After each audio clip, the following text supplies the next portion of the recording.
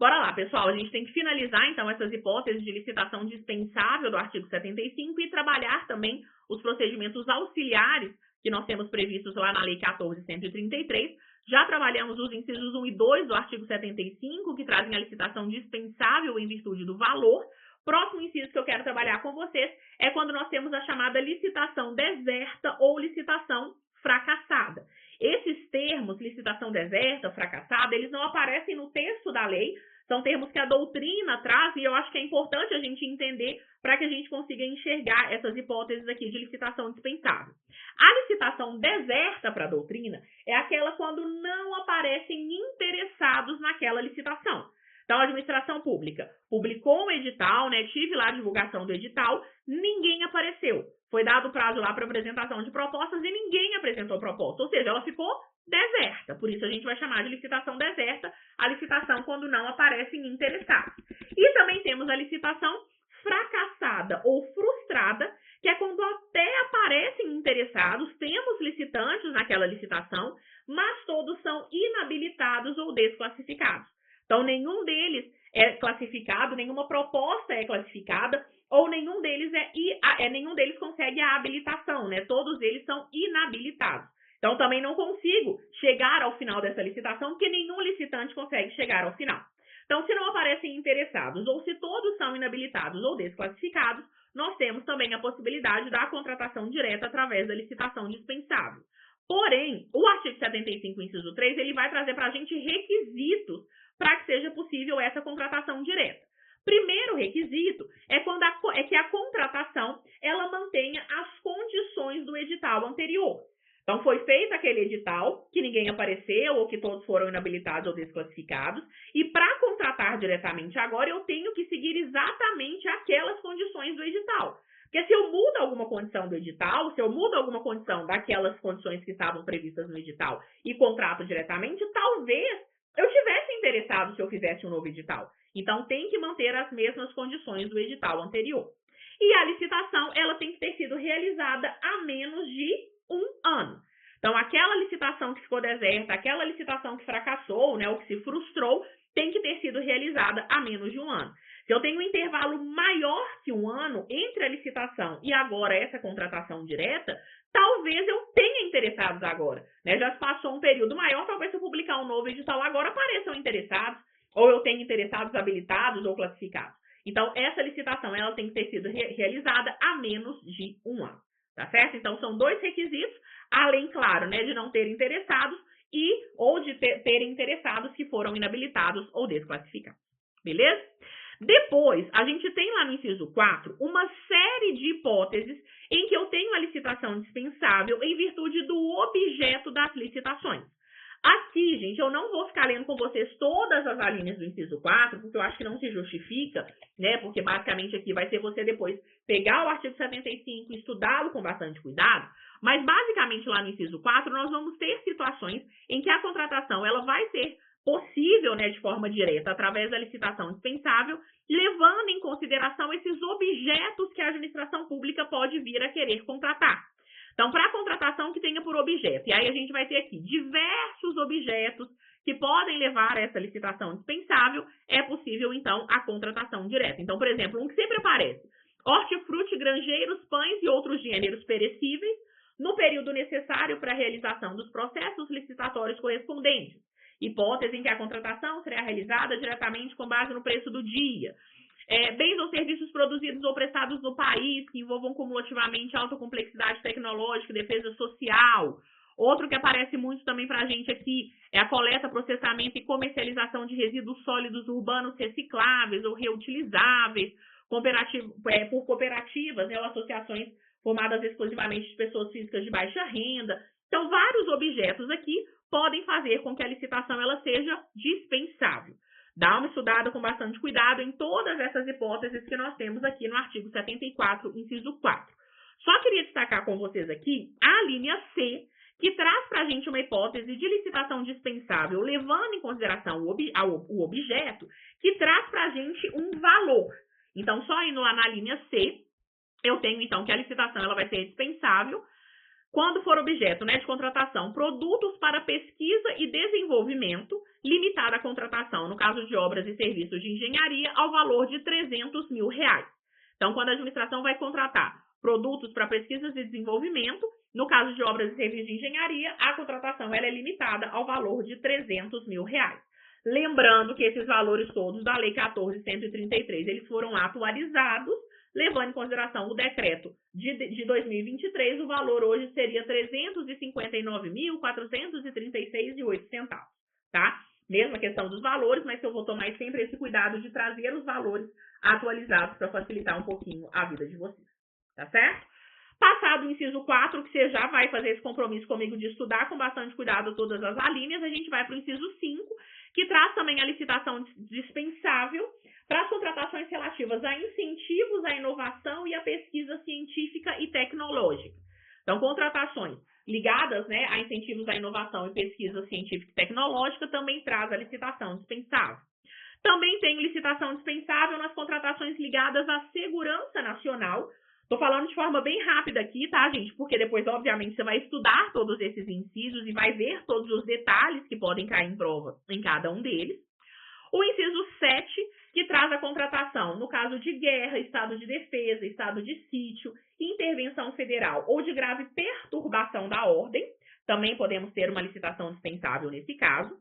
O inciso 8, que aí eu quero demorar um pouquinho mais para trabalhá-lo, porque aqui a gente tem alguns pontos importantes, que é o caso da contratação de emergência ou de calamidade pública. Emergência ou calamidade pública pode fazer com que uma determinada contratação ela seja feita através da licitação dispensável. Então, o município, o estado, o país está em uma situação de emergência ou de calamidade pública, é possível que nós tenhamos a contratação direta com base aqui no artigo 75, inciso 8. O que a gente tem que tomar de cuidado é que aqui nós temos diversos requisitos para que seja possível essa contratação direta. E aí eu quero chamar a atenção desses requisitos com vocês aqui. Primeiro requisito é que a contratação, né, que vai ser feita através da licitação dispensável, ela vai ser somente para atender a situação de emergência ou calamidade. Então, se eu tenho uma situação de calamidade, uma situação de emergência, eu posso contratar diretamente apenas aqueles bens, aqueles serviços, aquelas obras que vão atender aquela situação de emergência ou calamidade. Parece meio que óbvio falar isso, né? Mas na prática, às vezes as pessoas elas tentam dar uma engabelada com relação a isso. A gente já teve há muito tempo atrás, muitos anos atrás, por exemplo, um município que estava com uma questão de calamidade pública ligada à enchente e o prefeito, ele se utilizando da situação da previsão, né, da emergência ou calamidade pública na licitação dispensável, porque também existia lá na lei antiga essa mesma previsão, ele usou a licitação dispensável para comprar bola de futebol. O que não faz o menor sentido. A licitação ela é dispensável para atender a situação de emergência ou calamidade. E um outro requisito que nós temos é com relação ao tempo para execução daquilo que está sendo contratado. De acordo com a Lei 14.133, aqui no artigo 75, inciso 8, vai ser para parcelas de obras e serviços que possam ser concluídas em, no máximo, 1 ano. Então, aquela obra, aquele serviço que está sendo contratado de forma direta, ele tem que ser concluído no prazo máximo de 1 ano. 1 ano de quando? 1 ano contado da emergência ou calamidade. Não é 1 ano de quando o contrato foi firmado, tá? Cuidado com isso. Ele tem que ser concluída, né? Aquela parcela de obra ou serviço tem que ser concluída no máximo em 1 ano a contar da situação de emergência ou calamidade. Vedada a prorrogação, então é 1 ano mesmo, não tem como prorrogar esse prazo, e vedada também a recontratação de empresa já contratada para emergência ou calamidade. Então, se eu contratei a empresa A, com base na licitação dispensável aqui da emergência ou calamidade, para ela concluir uma parcela de obra no prazo de 1 ano, né? Usando essa hipótese de licitação dispensável, é vedada a recontratação dessa empresa que já foi contratada para atender essa situação de emergência ou calamidade, tá certo? E aprofundando um pouquinho mais aqui na situação da licitação dispensável para emergência ou calamidade pública, coloco uma observação para vocês aqui para a emergência que nós chamamos de emergência fabricada, que está lá prevista no parágrafo 6º do artigo 75. O que é a emergência fabricada? Gente, a emergência fabricada ela vai acontecer quando o agente público, quando a administração pública, ela fabrica uma situação de emergência. Ela sabe que ela tem que fazer uma licitação e ela vai enrolando, vai enrolando, vai enrolando. Quando chega num determinado momento, ela fala, gente, vamos ter que contratar diretamente, porque agora é uma situação de emergência. Então, sei lá, imagina um hospital público que tem a manutenção de uma máquina, né, de fazer exame super importante lá, que tem que ser feita essa manutenção através de licitação. E aí vai enrolando, tá rolando lá, tá até naquele contrato, né, que foi daquela empresa que foi contratada para fazer a manutenção. O agente sabe, né, o agente público sabe que tem que fazer uma nova licitação, porque o contrato está vencendo e fica enrolando de propósito. E aí depois chega e fala, o contrato vai vencer semana que vem, vamos ter que contratar diretamente. Falando, né, alegando que é uma situação de emergência. Nesse caso, a gente tem uma emergência que nós chamamos de emergência fabricada. O agente público ele fez de propósito, ele deixou virar uma situação de emergência. Nesse caso da emergência fabricada, ainda que ela tenha sido fabricada, a administração ela tem que contratar diretamente, porque senão eu vou prejudicar muito mais, né, o interesse público em não fazer essa contratação direta. Porém, vai se fazer a contratação direta, mas aquele agente público que fabricou, que levou a essa situação de emergência, vai ter que responder por isso.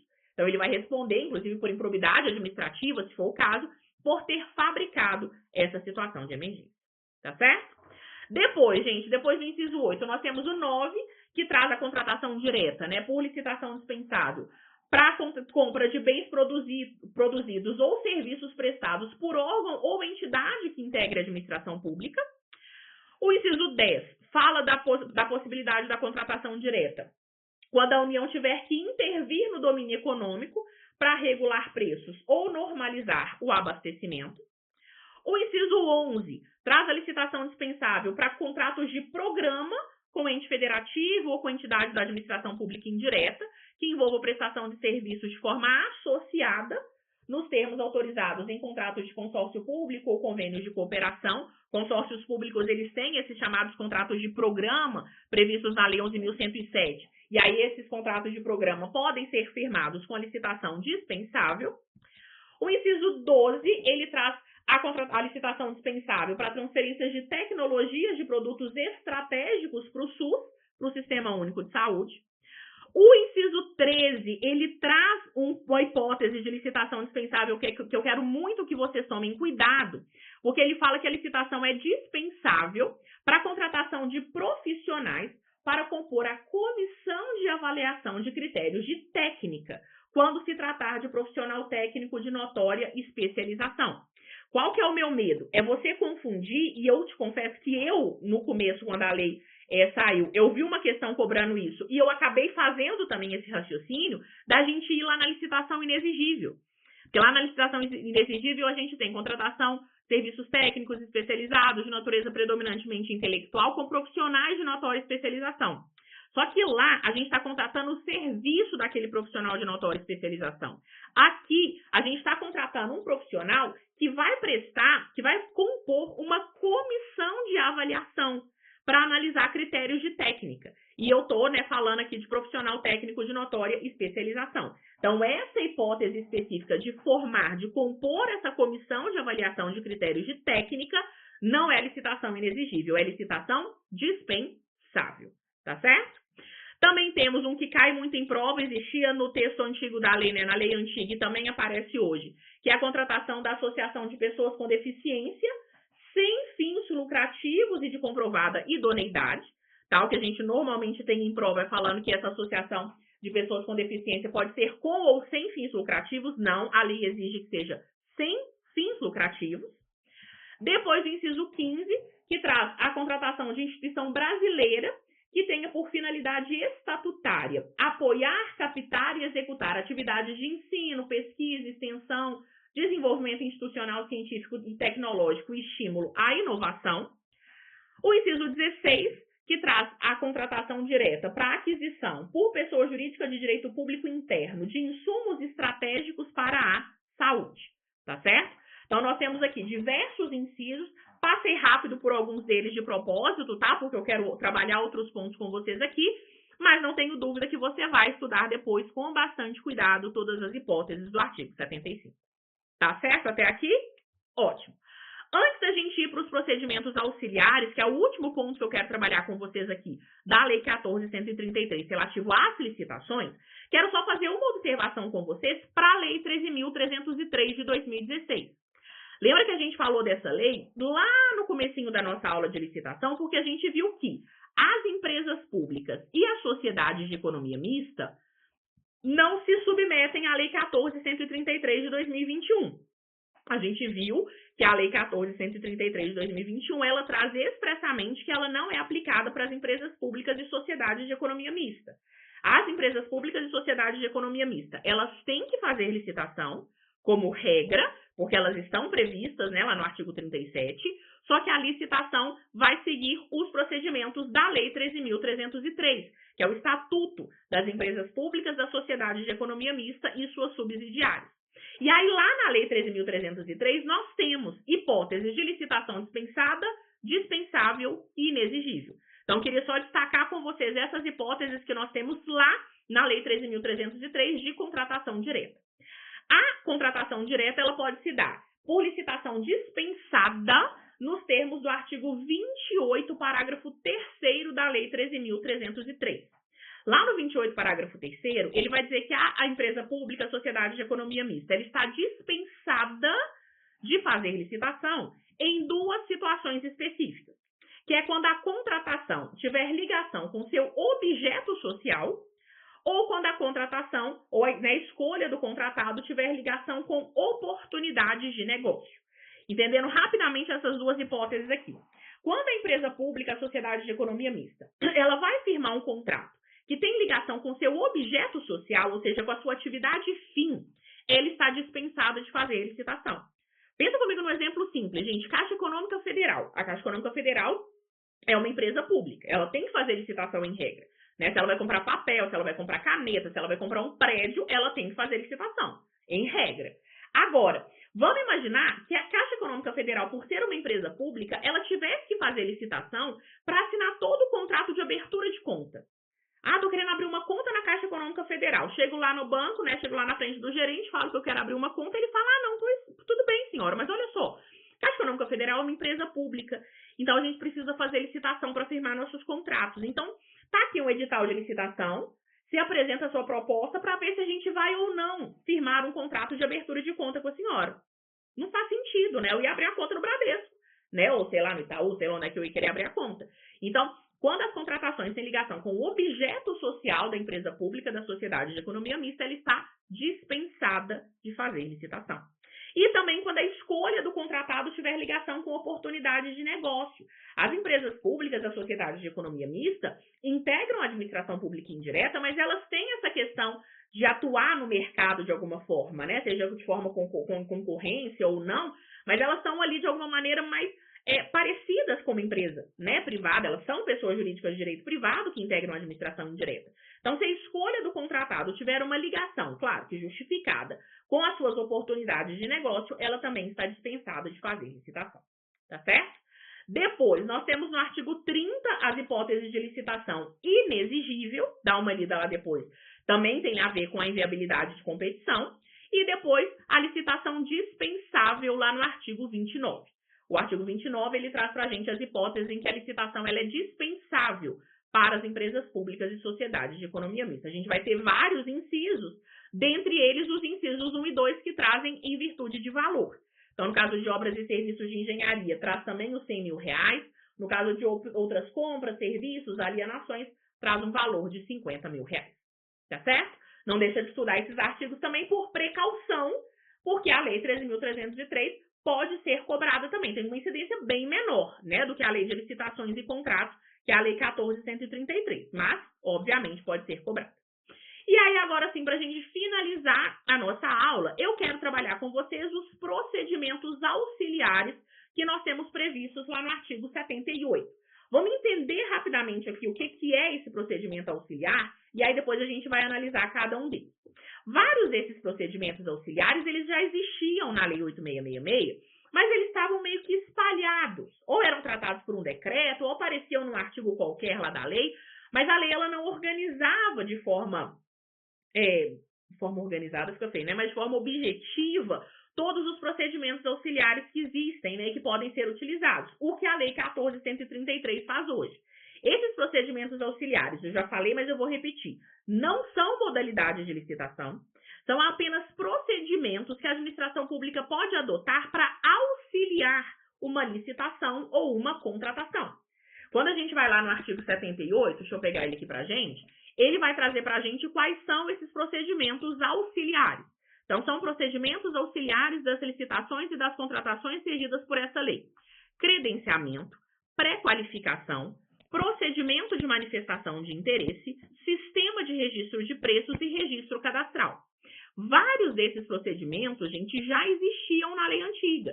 O registro de preços, a gente tinha inclusive um decreto que era cobrado em prova, o credenciamento, o próprio registro cadastral. Então, são procedimentos que vão auxiliar a administração pública quando ela for fazer uma licitação ou quando ela for contratar alguma coisa. E aí, depois, a Lei 14.133, ela é bem organizada, né? Logo depois, eu tenho, então, os artigos que vão explicar cada um desses procedimentos auxiliares. Então, tem lá o artigo 79, por exemplo, que vai falar do credenciamento, depois a pré-qualificação e assim por diante. O que eu quero fazer com vocês é trabalhar rapidamente cada uma dessas formas de procedimentos auxiliares, tá? Sem aprofundar demais, depois você vai estudar todos esses artigos que eu vou citar aqui para vocês, mas eu acho que é importante a gente entender um pouquinho o porquê de cada um desses procedimentos ou quando é que cada um deles vai ser utilizado. Vamos seguir a ordem da lei aqui e a gente começa com o credenciamento. Com relação ao credenciamento, nós temos um conceito de credenciamento lá no artigo 6º, incisos 43. O artigo 6º, 43 da Lei 14.133 traz um conceito de credenciamento. E também vimos que o credenciamento ele traz uma hipótese de inexigibilidade de licitação. A gente viu ele lá no artigo 74, inciso 4, no nosso bloco passado. O artigo 79, ele traz para a gente as hipóteses em que vai ser adotado o credenciamento. Então, quando é que o credenciamento ele vai ser utilizado? Quando a contratação ela for, primeiro, paralela e não excludente. O que é paralela e não excludente? É quando é viável e vantajosa a realização de contratações simultâneas em condições padronizadas. Quando a administração ela quer contratar várias empresas, ela quer ter a possibilidade de várias contratações simultâneas, claro, né, em condições padronizadas, para ampliar a competição, para ampliar a participação das pessoas.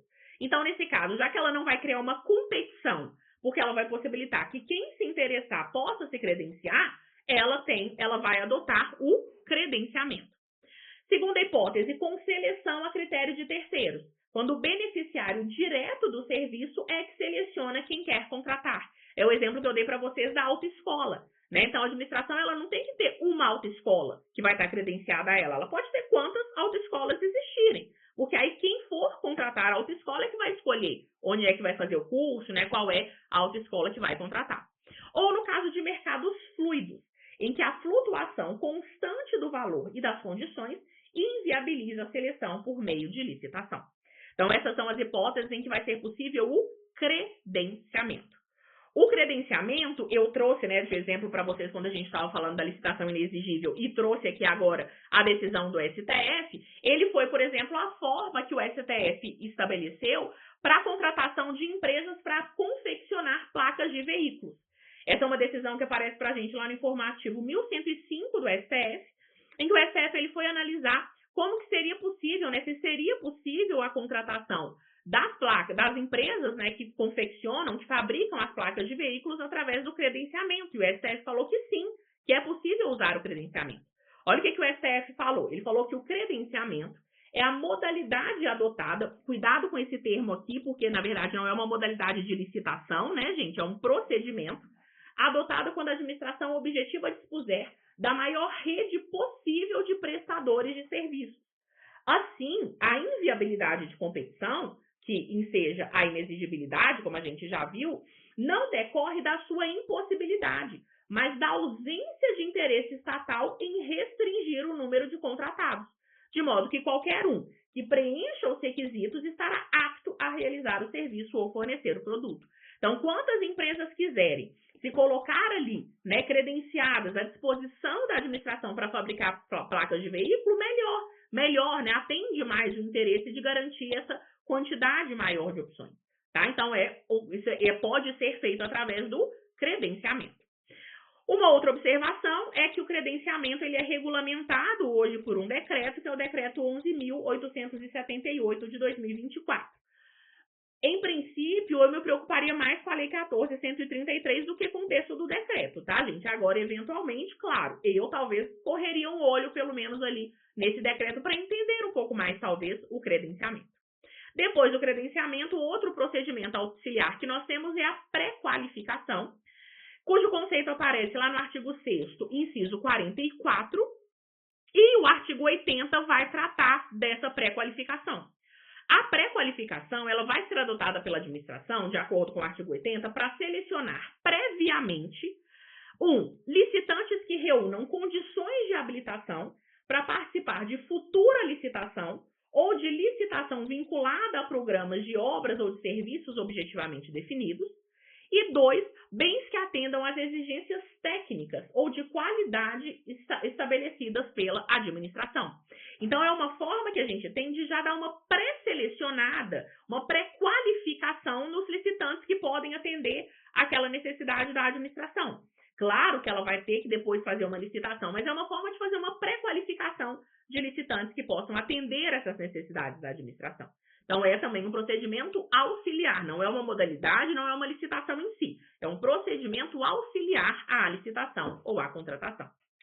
Depois, nós temos o procedimento de manifestação de interesse, que está previsto para a gente lá no artigo 81, que fala que a administração pública ela poderá solicitar a iniciativa privada, mediante o procedimento aberto de manifestação de interesse, a ser iniciado com a publicação de edital de chamamento público, a propositura e realização de estudos, investigações, levantamentos e projetos de soluções inovadoras que contribuam com questões de relevância pública na forma de regulamento. Então, a administração ela pode falar, gente, alguém tem interesse de fazer um estudo, de fazer uma investigação, um projeto?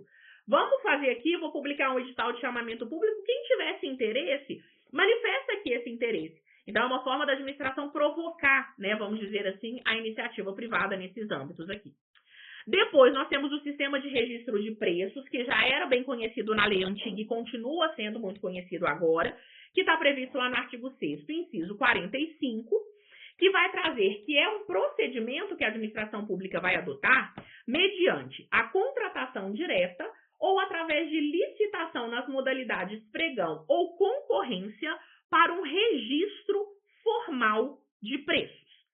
E aí, esse sistema de registro de preços, ele é tratado na Lei 14.133, nos artigos 82 a 86. Deixa eu explicar rapidamente o registro de preços aqui, porque aí depois, quando você for estudar esses artigos, ele fica mais claro para você. Existem certas contratações da administração pública que não justifica, por exemplo, a administração ela fazer uma licitação e já firmar o contrato para atender toda a necessidade que ela tem por um determinado período. Então, pensa comigo, gente, todo órgão ou entidade da administração pública tem que comprar papel higiênico, você concorda? Só que imagina que ela vai fazer uma licitação para comprar papel higiênico para um ano inteiro. Imagina que se ela faz essa licitação e logo depois ela firma aquele contrato para comprar todo aquele estoque de papel higiênico. Isso acontecia antigamente. Aí ela tinha que ter um lugar para guardar aquela quantidade gigantesca de papel higiênico que ela vai usar, que aquele órgão, que aquela entidade vai usar durante um ano. Papel higiênico estragava, não tinha lugar para guardar. Então, existem certas contratações que é mais interessante para a administração pública ela fazer o quê? Ela vai fazer uma licitação na modalidade pregão ou na modalidade concorrência para comprar papel higiênico, por exemplo, para aquele órgão, para aquela entidade. E aí, os licitantes, eles vão apresentar o preço que eles vão fazer para aquele produto que a administração pública está querendo contratar.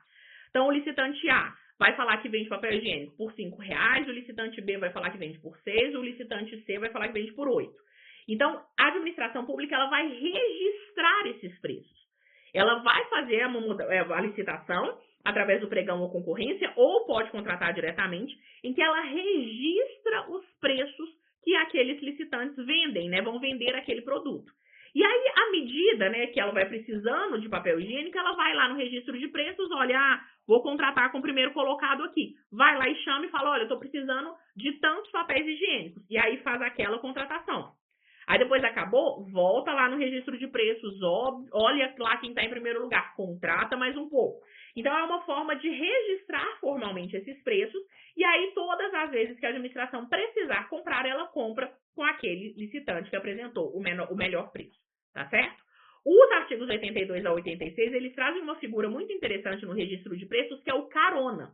O que é o carona? É quando eu tenho um órgão ou uma entidade que não participou daquele registro de preços, mas que pega carona no registro de preços de outro órgão ou de outra entidade.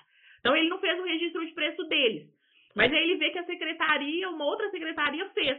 Ele falou, gente, dá para pegar carona com vocês aí no registro de preços de vocês? E aí ele contrata, né, aquelas compras com aquele registro de preços. Claro que tem todo um procedimento que está previsto para a gente nesses artigos aqui. E ainda com relação ao registro de preços, ele hoje é regulamentado através de um decreto de 2023, que é o decreto 11.462 de 2023, tá? Ele regula o registro de preços. E, por fim, nós temos o registro cadastral, que está previsto para a gente nos artigos 87 e 88, que vai ser quando a administração pública ela deverá utilizar o sistema de registro cadastral unificado disponível no Portal Nacional de Contratações Públicas. O registro cadastral ele já existia na lei antiga, claro que a gente vai ter algumas alterações, como, por exemplo, né, ter que usar esse registro cadastral unificado. O que é o registro cadastral? Sempre que uma empresa, sempre que alguém fornece um bem, fornece um serviço, faz uma obra, fornece qualquer tipo de coisa que um dia a administração pode querer contratar, essa pessoa, essa empresa, ela pode querer se registrar na administração pública, se cadastrar com a administração. Porque aí, eventualmente, quando a administração for fazer uma pesquisa de mercado, quando a administração for analisar algum tipo de contratação, já tem ali naquele portal nacional de contratações públicas um registro de todas aquelas empresas que fornecem um determinado bem, por exemplo. Então, é uma forma de registrar previamente eventuais empresas que possam vir um dia a participar de uma licitação, tá certo? Não deixa de ler todos esses artigos que trazem os procedimentos auxiliares. Na prova, o que eles vão fazer vai ser provavelmente misturar esses procedimentos auxiliares, o conceito de cada um deles. Então, tenho certeza que você, estudando com bastante calma todos esses artigos, você não cai nessa pegadinha, né, ou nessa questão que venha tentar te confundir, tá certo? Finalizamos aqui, então, esse nosso tema, terminamos licitações e contratos administrativos. A gente se encontra depois em outro tema de direito administrativo.